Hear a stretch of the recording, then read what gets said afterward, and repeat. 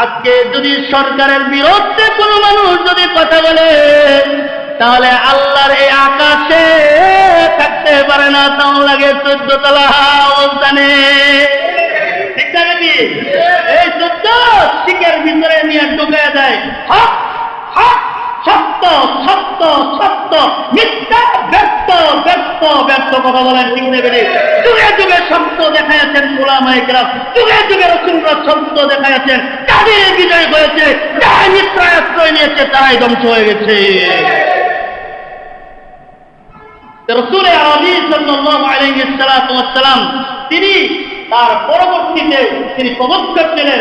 এখন যেহেতু অর্থনীতি অর্থ ব্যবস্থা আমাদের সুন্দর, এটা এত ভালো, এই হিসাবে আমরা চাইলেই মৃত ব্যক্তির ঋণ আমরা আমাদের রাষ্ট্রীয় কোষাগার থেকে আমরা দিতে পারি।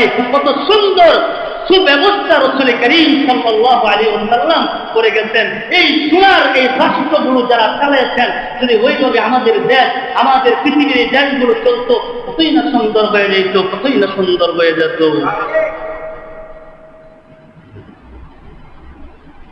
তাহলে রাসূলুল্লাহ সাল্লাল্লাহু আলাইহি ওয়াসাল্লাম, আমি এই হাদিসের মধ্যে একটু আবার আসি।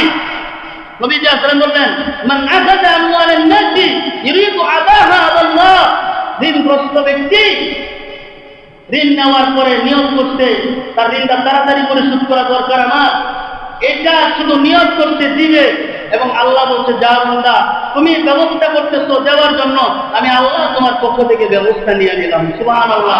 রাসূল করিম সাল্লাল্লাহু আলাইহি ওয়াসাল্লাম তিনি বনি ইসরাইলের ঘটনা সাহাবীদের সামনে জানাইলেন। সাহাবীদেরকে বললেন, ও সাহাবায়ে কেরাম, তোমাদেরকে আমি বনি ইসরাইলের একটা ঘটনা শোনাই। বনি ইসরাইলের এক ব্যক্তি আসছে অপর ব্যক্তির কাছ থেকে ঋণ নেওয়ার জন্য। কিসের জন্য আসছেন? ঋণ নেওয়ার জন্য আসছে। আচ্ছা বলে, আপনি আমাকে ঋণ দেন। কত? 1000 দিনার। কত দিনার? 1000 দিনার স্বর্ণ। তুমি আমাকে দিরহাম, তুমি আমাকে ঋণ দাও। তো সে আল্লাহর বান্দা বলে, তুমি আমার কাছ থেকে ঋণ নেওয়ার জন্য আসছো, তুমি ঋণ নেবা, তোমার সাক্ষী কোথায়? তিনি বলছেন, শাহিদ আল্লাহ। আল্লাহু আকবার বলতেন না?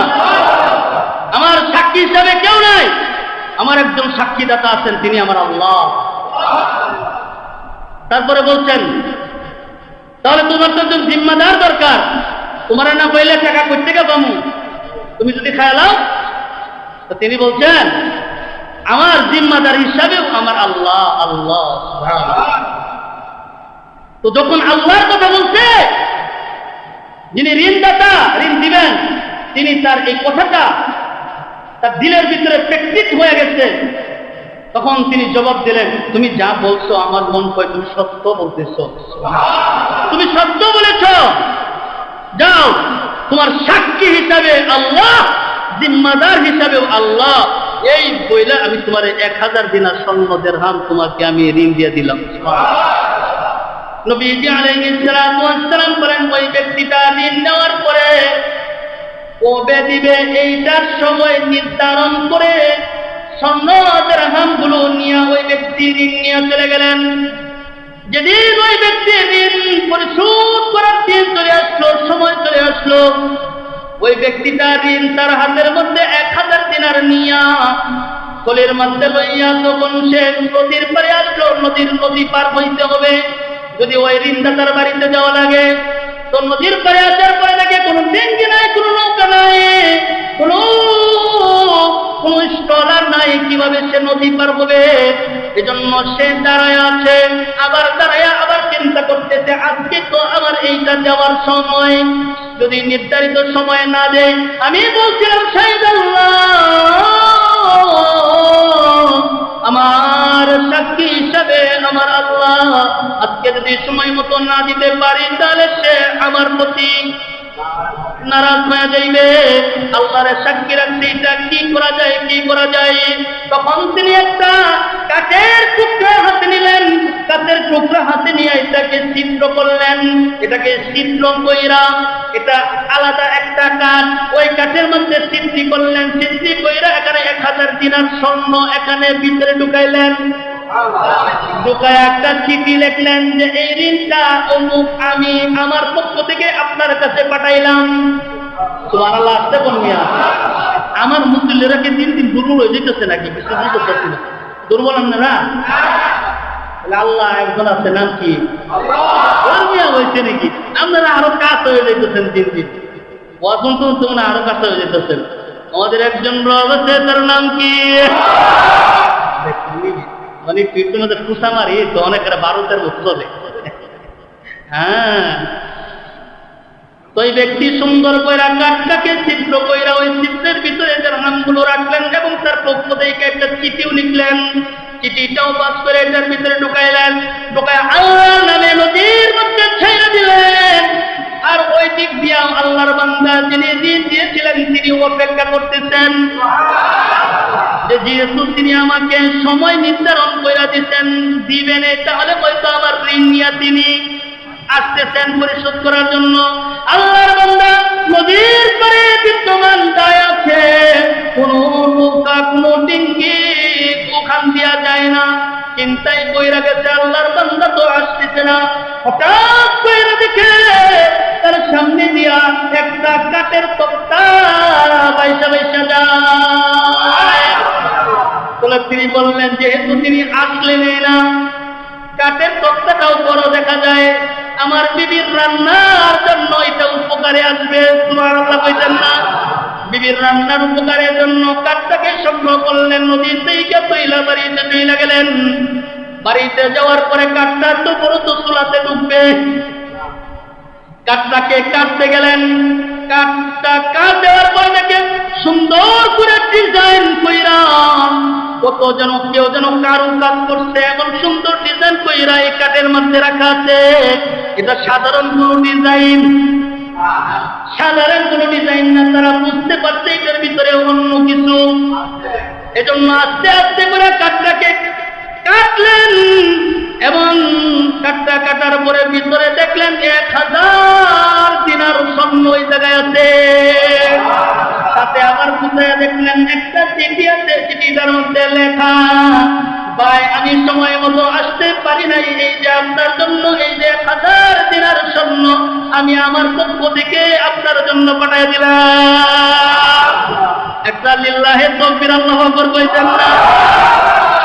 ওই ব্যক্তিটা আবার যখন কাঠ যখন বসায় দিলেন, আবার নদীর পারে দাঁড়ায় দাঁড়ায় চিন্তা করে আমি যে কাঠটা পাঠাইলাম এই কাঠটা কি আমার ঋণটা পর্যন্ত বসলো কিনা, এই পেরেশানিতেও তারা দাঁড়ায় থাকতে পারতেছে না।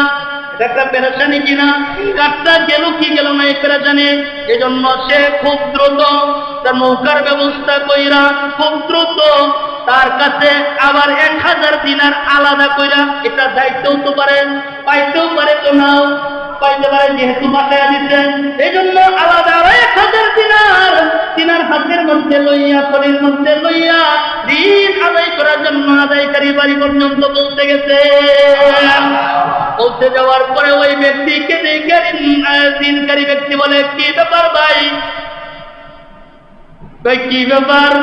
কই ব্যাপার হইল আমি আপনার অপেক্ষায় নদীর পারে দাঁড়িয়েছিলাম, একটা কাঠ বাইসে বাইসে যাইতেছিল। কই তারপরে কি হইল? কই আমার বিবির জ্বালানির জন্য উপকারের জন্য আমি কাঠটা নিয়ে আসলাম। কাঠটা যখন আমি কাটতে যাই তখন এটার ভিতর থেকে 1000 দিনার স্বর্ণ মুদ্রা পাইছি। তখন ওই ব্যক্তি বলে আর আর আর কি? বলে তারপরে আপনার পক্ষ থেকে একটা চিঠি পাইলাম, চিঠির মধ্যে আপনি লিখতেন আমার পক্ষ থেকে আপনার জন্য এটা পাঠিয়ে দিলাম।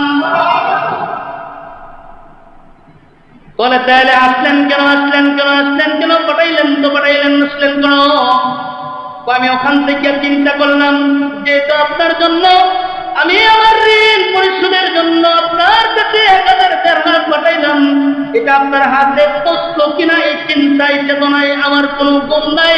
এই চিন্তা চেতনায় আমি কোনো সময় চটপট করতেছি, এই কারণে আরো 1000 দিরহাম হয়ে আমি আপনার বাড়িতে চলে আসছি। আল্লাহ তাআলা রব্বুল আলামিন তিনিও বলতেছেন, শোনো বান্দা, যখন তুমি ঋণ পরিশোধ করার জন্য যখন তুমি তোমার নিয়তটাকে সহি রাখবা, যদি তোমার নিয়ত সহি থাকে যে আমি ঋণ নিয়েছি তার ঋণ পরিশোধ করে দিব, তাহলে আল্লাহ তাআলা আপনার পক্ষ থেকে আপনার ঋণ পরিশোধ করে দেন। বনি ইসরাইলের যে লোকটাকে যেইভাবে আল্লাহ তাআলা ঋণ পরিশোধ করে দিতেন, আপনারাও যদি এক নিয়তের উপরে থাকেন, হতে পারে বনি ইসরাইলের মতো আপনি আমার ঋণ আল্লাহ পরিশোধ করতে পারবেন কিনা? তিনি আছেন তো নাকি? আছেন? হ্যাঁ, তিনি এখনো আছেন, তিনি ভবিষ্যতেও থাকবেন। থাকবেন শুধু আপনি আমার মতো চিন্তা বেটে আমি